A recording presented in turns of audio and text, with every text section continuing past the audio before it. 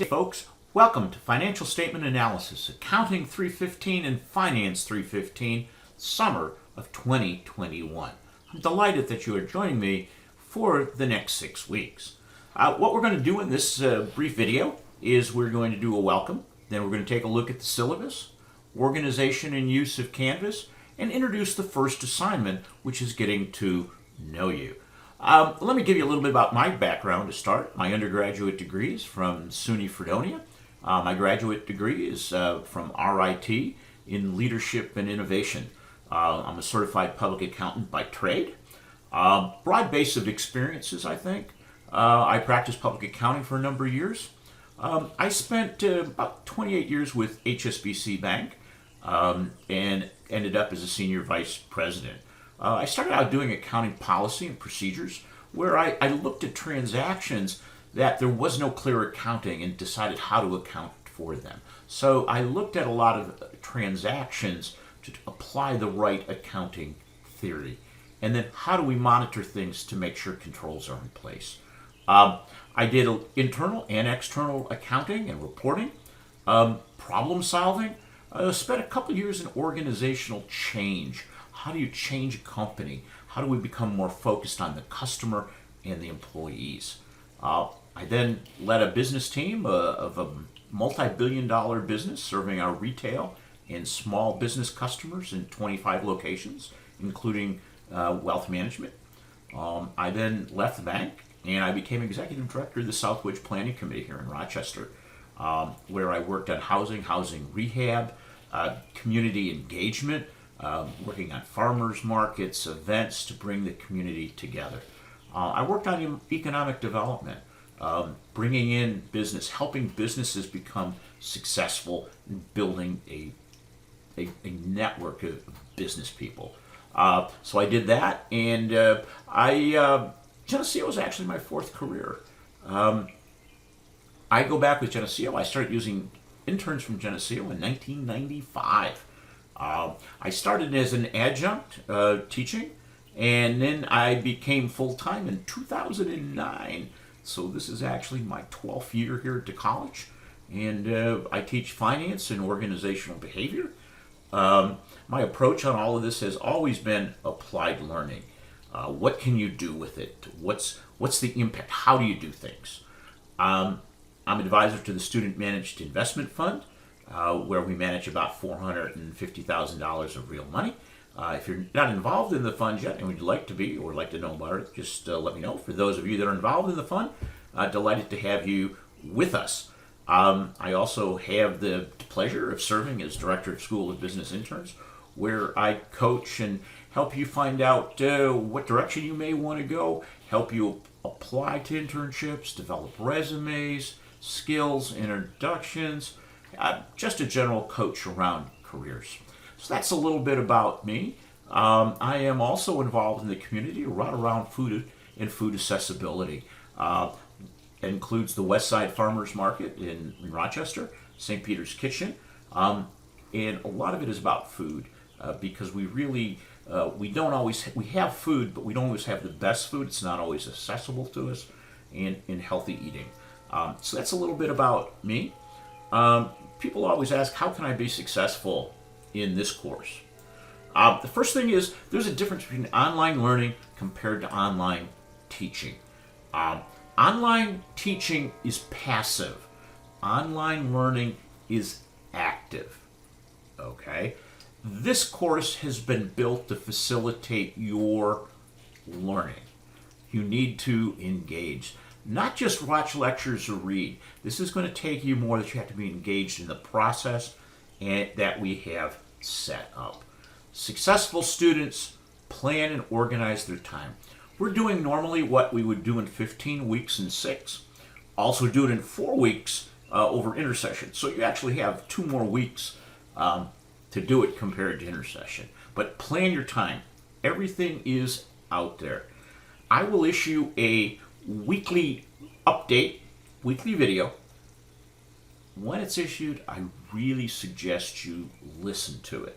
I'll be telling you what you should be working on in the coming up week, other important information to help you be successful, part of the active learning. With financial statement analysis, we're moving. It's a mix of science and art. It is based on history, but there's a lot of art involved in it. The starting point is understanding what has happened in the past and why. What is the firm doing to be successful in the future? What does the future look like if they succeed? More about that. But firms operate in a broader world environment, not in isolation.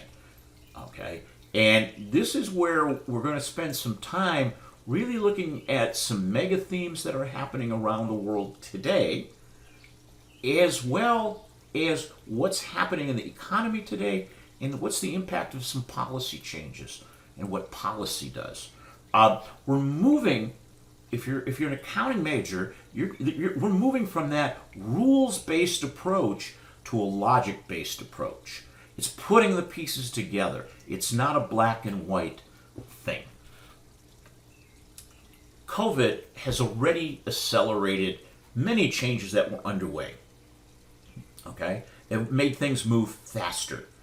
The focus on environmental, social, and governance issues has become more important than ever before. It's driven by the idea of long-term sustainability, which has a broad meaning. Okay? It's not just about the environment. It's not just about making money for the shareholder. It's been referred to as stakeholder capitalism.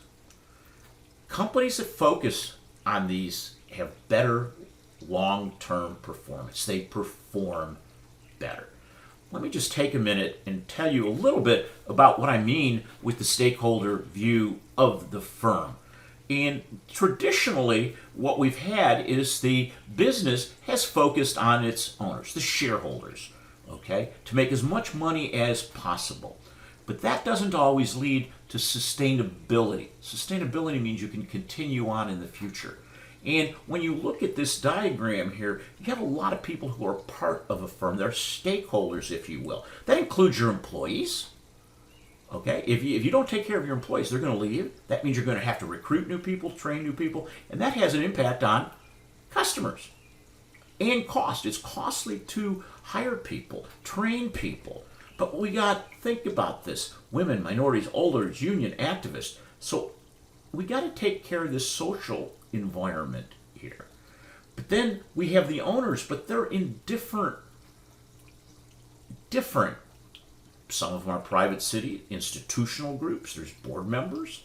They all might have different goals. Then we have consumers, the people who buy our product, and without them, we're nothing. But that is your average consumers, product liability issues, social activists. Then we move on to the community. Companies exist within a broader community. There's civic group, environmental groups, the community in which we live. Then there's government from a taxation point of view, a compliance point of view.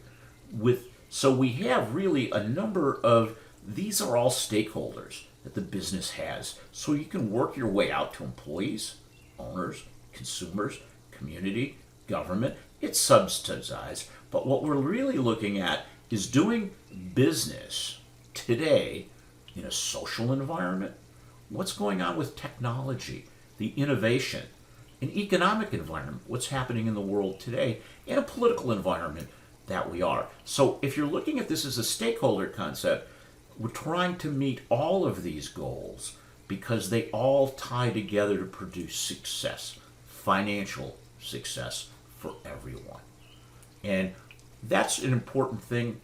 I'm going to encourage you right now to read this link here. Larry Fink is chairman of BlackRock, and he really is leading the charge on this whole ESG. We are going to present and discuss this as we go through the semester.